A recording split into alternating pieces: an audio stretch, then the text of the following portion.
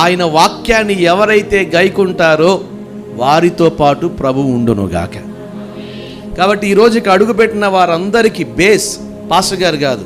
నేను మరలా చెప్తున్నాను, పాస్టర్ గారిని చూసి మీ జీవితాలు కట్టుకోవద్దు. ఏ పాస్టర్ గారిని అయినా మీరు చూసి కట్టుకోవాల్సింది మీ ఆత్మీయ జీవితాన్ని దేవునితో.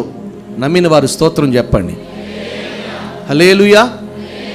జీవిత సమస్యలు వచ్చినప్పుడు జాగ్రత్తగా వినాలి. జీవిత సమస్యలు వచ్చినప్పుడు మన ముందున్న విశ్వాస వీరులు, యోధులు, వారి అనుభవాలను బట్టి ధైర్యం తెచ్చుకోవచ్చేమో, కానీ మన జీవితం కట్టుకోవాల్సింది దేని మీద అంటే వాక్యం అనే బండ మీద. చెప్తారా గట్టిగా, కాస్త బిగ్గరగా?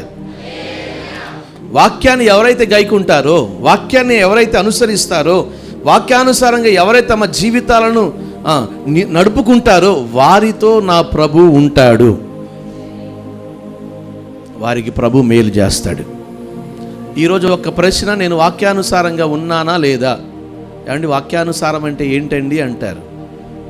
బైబిల్ అంతా 66 పుస్తకాలు మనసులో పెట్టుకుని దాని ప్రకారం నడవాలా అంటారు మీరు. అలా కాదు, కానీ మీకు 2 మాటలు చెప్తా. కొత్త నిబంధన సంఘానికి ఇచ్చింది, గత ఆదివారం కూడా ప్రభు చెప్పారు. ఏంటది?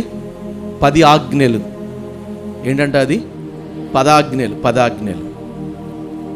10 ఆజ్ఞల ప్రకారం మీరు జీవితాలు మీరు కట్టుకోండి. నేను మరలా చెప్తున్నాను, 10 ఆజ్ఞల్లో 4 దేవునికి సంబంధించినవి, 6 మన తోటి వారికి సంబంధించినవి. ఆజ్ఞలు అనుసరించండి చాలు, ప్రభు మీతో ఉంటాడు.